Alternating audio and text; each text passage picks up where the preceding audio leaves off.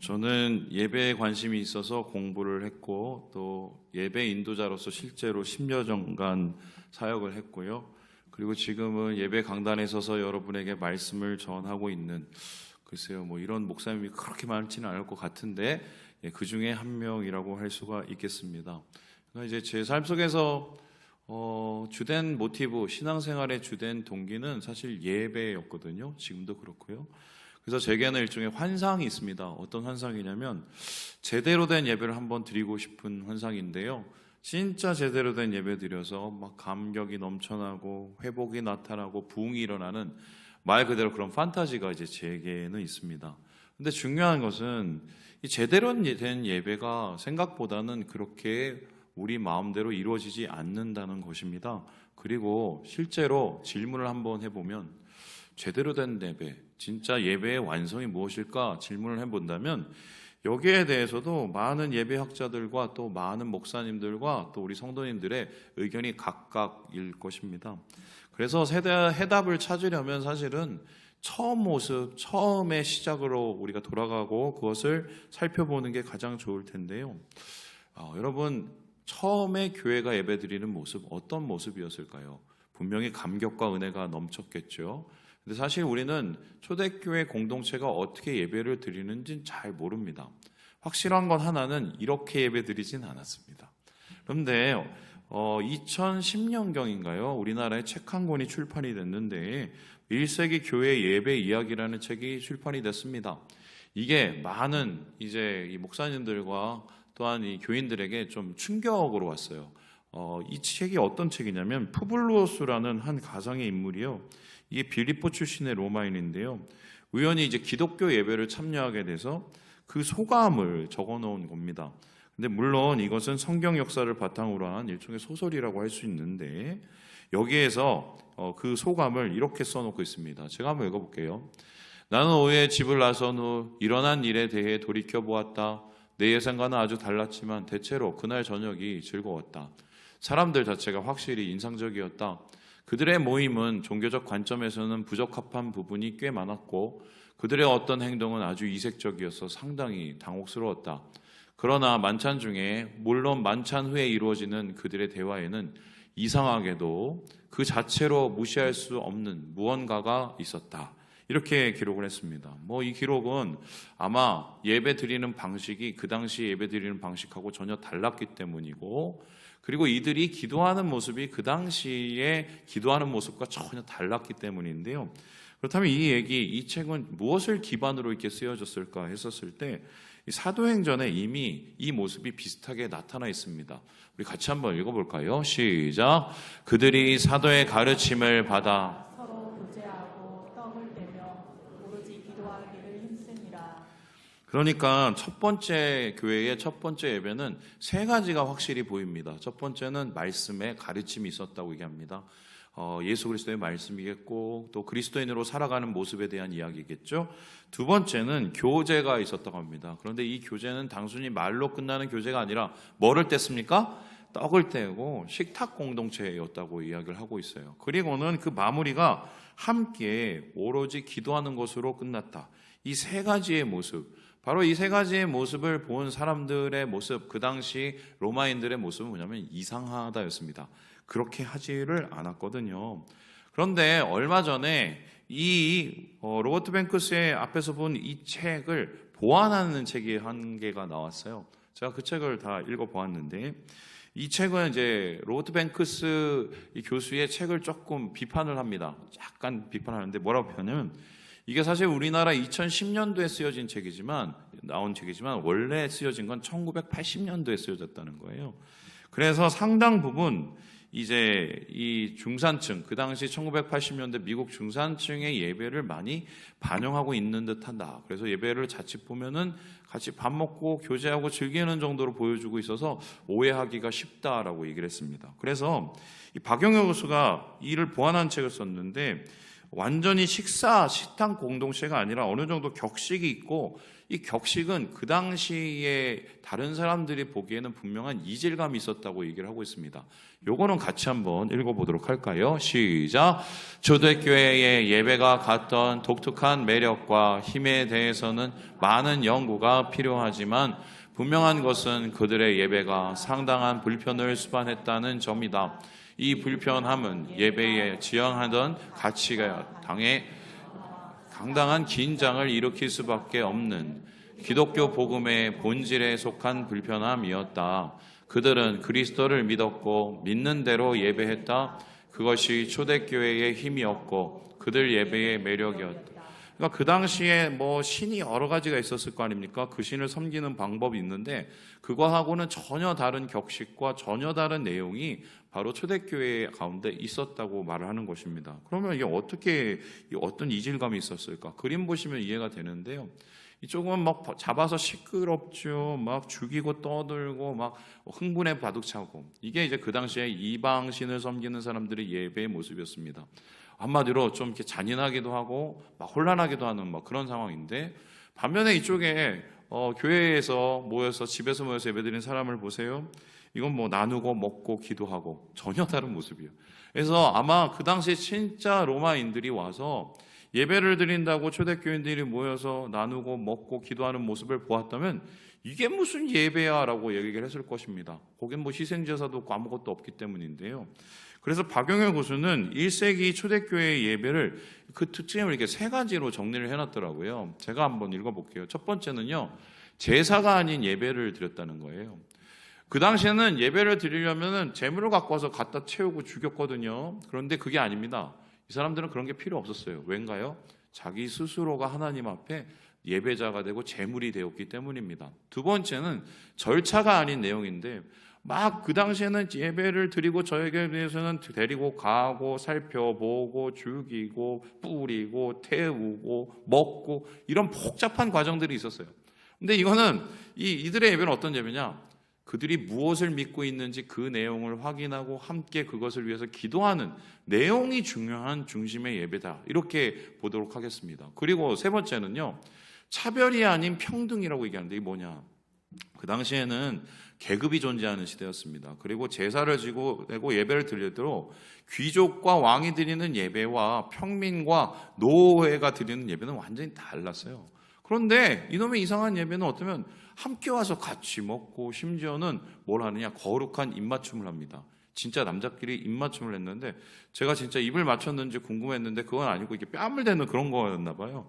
근데 이거는 어떨 때 쓰느냐, 나하고 격이 맞거나 나하고 급이 맞는 사람하고 하는 행동이었는데 이것을 오는 모든 형제들이 함께 모여서 이런 행동을 했습니다. 이거 도대체 상당히 위험한, 받아들일 수 없는 그런 예배였다는 것입니다. 그래서요, 사실 루터는 뭐라고 그랬냐면 이 교회를 가리켜서 입의 집이라고 그랬는데, 사실 우리 교회의 예배는 사실 입으로 맞추고 나누고 먹고 이것으로 모든 것이 이루어지는 그런 얘기라고 할 수 있습니다. 다른 예배인 거죠. 그래서 세상 사람들이 말하는 그 예배의 모습과 우리가 추구하는 예배의 모습은 다르다, 이렇게 얘기할 수가 있습니다. 자, 그러면은 구체적으로 초대교회 예배의 모습을 통해서 우리는 어떻게 제대로 된 예배를 찾아낼 수 있을까? 그런 의미에서 오늘 말씀은 굉장히 중요한데요. 왜냐하면은 이 성경, 신약 성경에 몇 안 되는 초대교회 예배의 모습을 나타낸 구절이기 때문입니다. 우리 함께 16절의 말씀을 같이 한번 읽어볼까요? 시작. 그리스도의 말씀이 너희 속에 풍성히 거하여 모든 지혜로 피차 가르치며 권면하고 시와 찬송과 신령한 노래를 부르며 감사한 마음으로 하나님을 찬양하고. 여기에도 좀 추가된 부분은 있지만 분명히 몇 가지가 보입니다. 첫 번째는 가르침, 서로 권면하는 게 있다고 얘기합니다. 그리고는 무엇이 있습니까? 감사가 있다고 합니다. 하나님 찬양했죠. 그리고 중요한 건 노래를 불렀대요. 그렇다면 초대교회도 찬양을 중요시했구나. 실제적으로 마리아의 찬간이 시므온의 찬간이 이런 것들이 남아있거든요. 찬양을 같이 부르고 기도를 했구나, 이런 것을 알 수가 있습니다. 그런데 흥미로운 것은 이 골로새서에서 예배에 대한 모습을 나타내는 이 구절은 딱 한 절밖에 안 돼요. 그리고 오히려 예배의 모습이 아니라 예배자의 태도를 가리키는 말이 훨씬 더 많습니다. 뭐 그 구절을 가리켜서 우리 한번 살펴보면 9절과 10절에 이렇게 얘기를 하는데요. 우리 같이 한번 읽어보도록 하죠. 시작. 너희가 서로 거짓말을 하지 말라. 옛사람의 그 행위를 벗어버리고 새 사람을 입었으니 이는 자기를 창조하신 이의 형상을 따라 지식에까지 새롭게 하심을 입은 자니라. 왜 예배의 모습을 기록하기보다는 예배자의 모습의 태도에 관심이 있었을까? 앞에서 살펴보듯이 세상의 예배와 우리 예배가 다른 건 예배자가 중요하기 때문입니다. 그 마음의 중심이 중요하기 때문인데, 특별히 골로새 교회에게 바울은요, 뭘 벗어라, 뭘 입어라 이렇게 얘기를 합니다. 특별히 나쁜 것은 벗고 좋은 것은 입고 이런 얘기겠죠. 근데 이것은 뭐 어떤 분들은요, 골로새가 그 당시에 직물 생산, 그러니까 옷 만드는 공장이 있었기 때문에 이런 표현을 쓰지 않았을까 얘기를 하는데, 많은 학자들은 이것을 좀 다르게 봅니다. 바로 이 그림을 떠오르는데요. 보여주시죠. 대제사장입니다. 그러니까 뭘 입다, 그리고 뭘 띠다, 또 뭘 벗다, 이런 얘기가 예배를 드리기 위해서 나아가는 대제사장들의 모습하고 똑같다는 것입니다. 실제적으로 제사장들이 예배를 대표해서 드립니다. 대표해서 드리기 위해서는 무엇을 해야 되냐? 준비하는 과정이 있었습니다. 몸을 깨끗이 해야 되고, 그리고 벗어야 되고, 옷을 계속 껴입습니다. 그리고 띠를 띠습니다. 그래서 이러한 여러 가지 준비 과정을 통해서 하나님 앞에 만나러 갈 수가 있었는데, 오늘날 우리가 드리는 이 예배, 그리고 초대교회 그 예배도 하나님 앞에 제대로 예배 드리기 위해서는 사실은 뭘 하느냐보다는 뭘 준비하느냐가 더 중요하다고 이야기를 하고 있는 것입니다. 예배를 제대로 드리기 위한 준비, 이것이 있어야 하나님이 기뻐 받으시고 역사하시는 진짜 예배가 이루어진다는 것입니다. 자, 그렇다면은 하나님이 원하시는 이전의 예배가 아니라 새로운 예배, 그 방법 어떻게 우리는 준비해야 될까요? 여기에 대해서 오늘 본문은 세 가지로 얘기를 하고 있습니다. 우리 같이 한번 읽어보도록 하겠습니다. 시작. 거룩의 옷을 입어라. 옷을 입어야 된대요. 어떤 옷입니까? 거룩의 옷을 입고 있습니다. 여러분, 예배에는 드레스 코드가 있습니다. 저 미국에 가면 정말 특이한 게요, 흑인분들이 예배를 드리는 건 다 정장을 입고 나와서 예배를 드립니다. 그런데 백인들이 예배 드리는 걸 보면 또 두 개로 나는데, 정장 입는 데도 있고 완전히 막 티셔츠 늘어난 거에 짧은 바지 입고 와서 앉아서 예배 드리시는 분도 상당히 많아요. 이 각자의 문화에 따라서 예배 드리는 모습이 차이가 있는데, 초대교회의 모습, 이거는 드레스 코드가 분명히 있었습니다. 그분 드레스 코드는 어떤 색깔의 어떤 스타일이냐, 그게 아니라요, 거룩이 바로 그 드레스 코드였습니다. 특별히 12절에는 그들이 입어야 될 옷을 이렇게 기록하고 있는데요. 우리 같이 한번 읽어보도록 하겠습니다. 시작. 그러므로 너희는 하나님이 택하사 거룩하고 사랑받는 자처럼 긍휼과 자비와 겸손과 온유와 오래 참음을 입고. 옷을 입는데 이 옷은요, 5가지의 옷감을 통해서 만들어진다는 거예요. 뭐 지금 이것 보시면 알겠지만 여러 가지 옷감들이 섞여 있지 않습니까? 실이 있는 것처럼 우리가 하나님 앞에 예배를 드리고 해서는 5가지의 옷감이 있습니다. 첫 번째는 긍휼이고요, 두 번째는 자비고요, 세 번째는 겸손이고요, 네 번째는 온유고요, 다섯 번째 뭐죠? 오래 참음이라는 겁니다. 이런 것으로 우리가 옷을 해 입고 우리의 마음속에 그 태도를 가지고 하나님 앞에 나아야 제대로 된 예배를 드릴 수 있다고 얘기하는데요. 그렇다면은 여기에서 나온 긍휼, 자비, 겸손, 온유함, 그리고 오래 참음이라는 것은 도대체 무엇일까요? 다시 한번 보여주시죠. 긍휼이라는 것은요, 여러분, 공감하는 마음이에요. 특별히 기쁨을 공감하는 것도 좋지만 아픔을 공감하고 그리고 어려움을 함께 공감해주는 마음이 긍휼입니다. 그래서 영어로는 이걸 가리켜서 compassion이라고 합니다. 자비는 무엇인가? 불쌍히 여기는 마음입니다. 불쌍히 여기는 마음은 나보다 이 사람이 약해서 불쌍히 보이는 게 아니라 나도 그걸 겪어봤고 그게 얼마나 힘든 줄 아니까 함께 공감하면서 친절히 대하는 그 모습을 자비라고 이야기를 합니다. 겸손은 무엇입니까? 낮은 마음이에요. 낮은 마음이라고 하면 비굴한 게 아니고요, 자랑하지 않는 마음, 머리를 숙일 줄 아는 마음, 그 마음으로 우리가 옷을 입어야 된다고 얘기합니다. 그리고 온유는 무엇이냐면요, 너그러운 마음이에요. 넓은 마음. 그리고 마지막으로 오래 참음이라는 것은 무엇이냐? 사실 이게 제일 어려운데요, 기다려주는 마음입니다. 그러니까 하나님께서는 공감과 불쌍히 여기는 마음과 또 자랑하지 않는 마음과 너그러운 마음과 기다려주는 마음으로 우리의 마음속에 예배 옷을 입으라고 얘기를 합니다. 그런데 이 5가지의 옷감 여러분 특징이 있습니다. 뭔지 아세요? 다 관계에 대한 얘기예요. 우리의 생각에는 예배를 드릴 때 뭐 거룩과 하나님 보시기 죄 이런 것들을 다룰 것 같은데 오히려 바울은요 예배자에게 중요한 것은 관계 문제라고 얘기를 합니다. 왜 그럴까요? 이것을 알 수 있는 대목이 있는데요. 예수님께서 일종의 우리에게 주신 골든룰, 황금률이 있어요. 그게 뭐냐? 이 마태복음 7장인데 같이 한번 읽어보도록 하겠습니다. 시작. 그러므로 무엇이든지 남에게 대접하고자 하는 대로 너희도 남을 대접하라. 이것이 율법이요 선지자니라. 그러니까 이 율법을 2가지로 줄이면 하나님 사랑, 이웃 사랑입니다. 그것을 1가지로 줄이면 뭐냐면 대접이에요. 대접. 네가 대접받고 싶은 대로 남을 대접하라는 겁니다. 그런데 이거는 좀 잘 생각해 보셔야 돼요. 보통 어떤 사람 생각할 때 아니 나는 이렇게 하는데 쟤는 왜 저렇게 안 해? 그거는 대접이 아니라 대적입니다. 그래서 우리가 왜 싸우느냐? 항상 이 부부싸움 저도 죽도록 10년 해봐서 아는데요. 너 왜 나 같지가 않니? 나처럼 생각을 안 하니 그렇게 안 하니? 그러다가 싸우는 겁니다. 그런데 하나님은 대적이 아니라 뭘 하라고요? 대접을 하래요. 그럼 대접은 뭡니까? 내가 좀 이렇게 잘못을 했어도 어떻게 해요? 너 막 지적질하기보다 못해요? 왜 그랬니? 괜찮아? 이런 거 원하는 자잖아요. 저 이거 진짜 못하는데요. 20년 배워도 못하고 앉았어요. 그러니까 내가 어려울 때 당하는 그러한 당혹감이 아니라 그러한 따스한 그 모습을 우리가 원하잖아요. 그대로 하라는 겁니다. 이게 율법이에요, 사실은. 그래서 그러한 관계 속에서 공동체가 뭔가 따뜻해지고 공감이 돼야 하나님 앞에 예배를 드리지.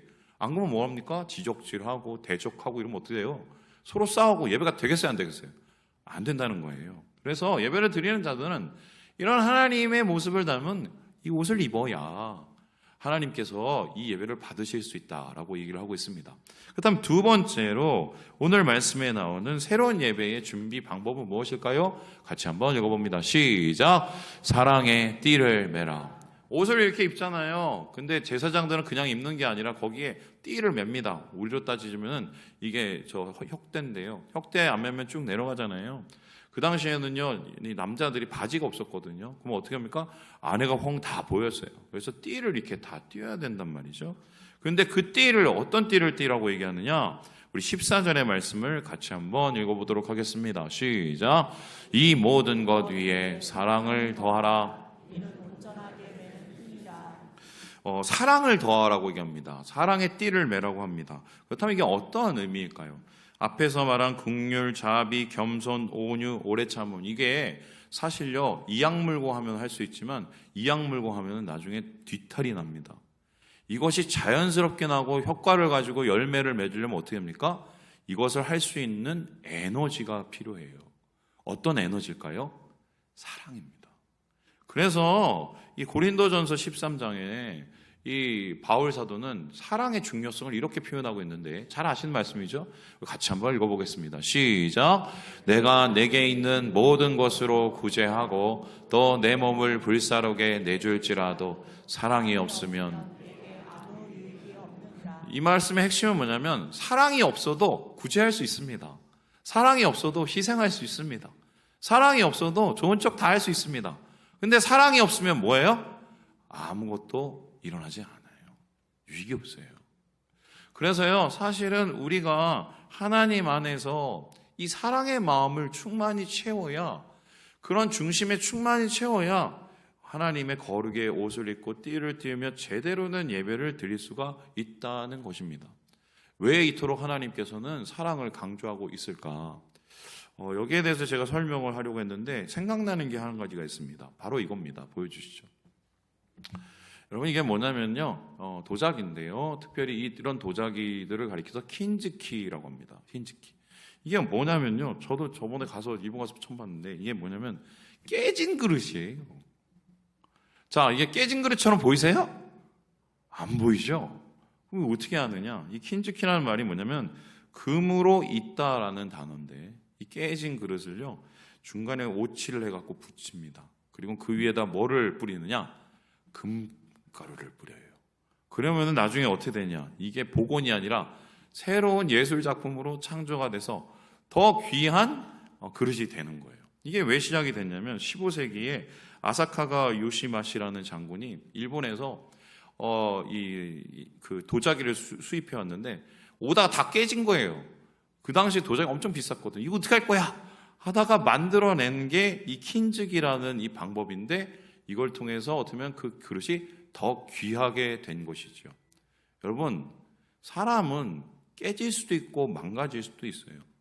살다 보면 나도 모르게 엉망이 될 수도 있습니다. 근데 그런 사람을 다시 예배자로 세우고 다시 회복하는 방법이 뭔지 아십니까? 영적인 킨즈기를 해야 돼요. 우리의 마음속에 있는 주님의 사랑으로 덧입혀 줄 때 그의 깨짐이 오히려 하나님 안에서 아름다운 작품이고 세상에 영광을 나타내는 모습이 되는 거죠. 바로 그래서 하나님께서는 이 사랑을 우리와 금과 같이 주셨다. 저는 이 말씀을 이렇게 받아들이게 되었습니다. 그렇다면 마지막으로 하나님께서 드리는 원하시는 새로운 예배, 제대로 된 예배 어떤 준비가 필요할까요? 같이 한번 읽어보도록 하겠습니다. 시작! 평강의 길로 나가라. 옷을 입었죠? 띠를 띠죠? 그럼 이제 예배드리러 나가갑니다. 그럼 그 길은 뭐냐? 바로 평강의 길이라는 건데요. 우리 함께 15절의 말씀을 같이 한번 읽어보도록 합니다. 시작!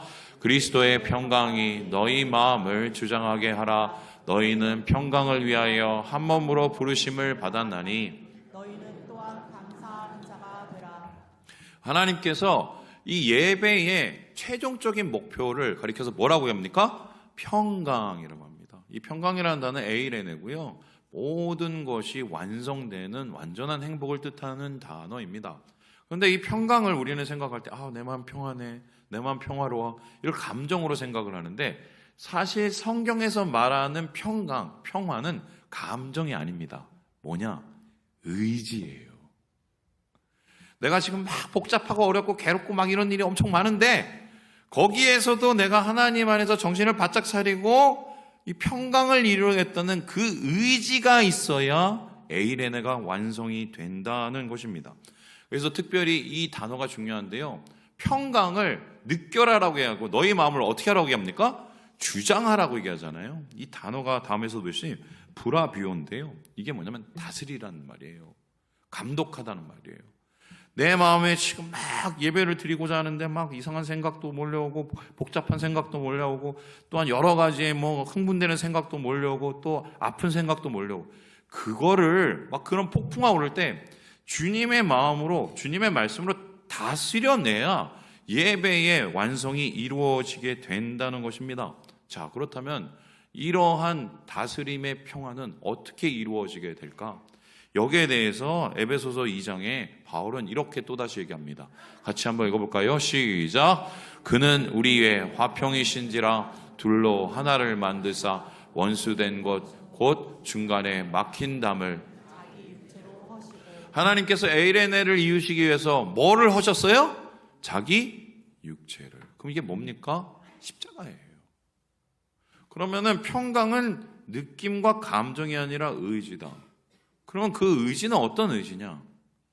십자가를 지는 의지입니다. 요즘에 참 국제적으로 세계적으로 가장 훼손되고 왜곡되는 단어가 이 평화라는 말, 평강이라는 말 같아요. 왜 그런가? 저 미국에 있는 저 그 큰 아저씨가 지금 평화상을 받겠다면서 어떻게 합니까? 세계 곳곳에 다니면서 불을 지르고 다녀요. 여기저기 막 관세폭탄 뿌리고 막 불을 지르고 다니죠. 그리고 뿐만 아닙니다. 나 전쟁 멈추게 하면 평화상 줘야 돼 이러면서 전쟁이 있는 나라들에 가서 평화를 맞추고 거기에서 전쟁을 그치게 한다면서 뭘 합니까?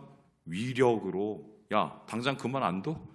그만 안 두면은 갔다가 어떻게 하고 미사일 갖다 뿌려대고 이게 평화예요? 여러분 잠시 전쟁이 멈춰질 수는 있어요. 잠시 휴전이 될 수도 있어요. 그런데 그건 평화가 완전히 이루어지지 않습니다. 이유가 뭘까요? 평화는 위력과 힘에 의해서 이루어지는 게 아니라 희생으로 이루어지거든요. 예수님께서 그렇다면 내가 오늘부터 너희들 다 평화롭게 해줄게. 내 힘을 보여주마. 자, 천군과 천사 다 내려와. 하늘에서 다 할 수 있는 거 뭐 다 갖고 와.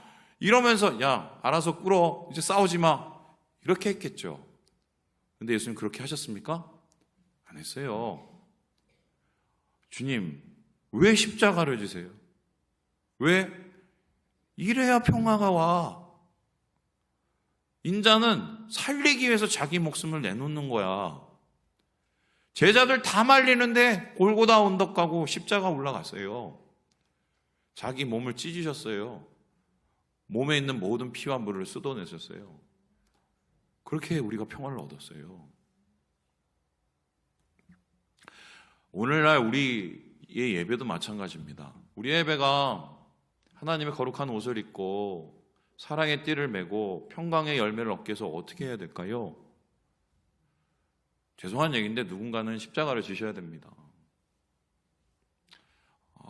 목사님, 저는 아닌 것 같아요. 예. 저도 옛날에 그렇게 얘기했다가 목사가 됐어요. 아마 이 중에서는 이를 악물고 자기 십자가를 지시고 가족과 공동체 속에서 평화를 이루시려고 열심히 고전하시는 분들이 저는 있을 거라고 압니다. 되게 힘들어요. 되게 힘들어요. 그분들에게 희망을 주는 말씀 한 가지 하고 마치도록 하겠습니다. 바로 골로새서 3장 17절인데요. 이거를 우리 세 번역으로 읽어보도록 하겠습니다. 시작. 그리고 말이든 행동이든 무엇을 하든지 모든 것을 주 예수의 이름으로 하고 그분에게 힘을 얻어서 하나님 아버지께 감사를 드리십시오. 지금 이렇게 우리가 십자가를 지면서 예배의 완성을 향해 평화를 향해 달려가는 그 모습을 바울이 뭐라고 그러냐면 예수의 이름으로 하는 거래요. 이게 어떤 뜻인 줄 압니까? 그러한 희생과 그러한 속상함 속에 나를 이겨내고 하나님 앞에 깨트리는 것 자체가 이미 예배예요. 그런데 거기서 끝나지 않아요. 그러한 사람들에게 하나님이 뭘 주신다고 얘기합니까? 힘을 주신대요. 힘을. 십자가를 지는 사람들 그냥 내버려 두지 않고 하나님이, 우리 예수님이 같이 져주세요. 그게 예배예요. 그게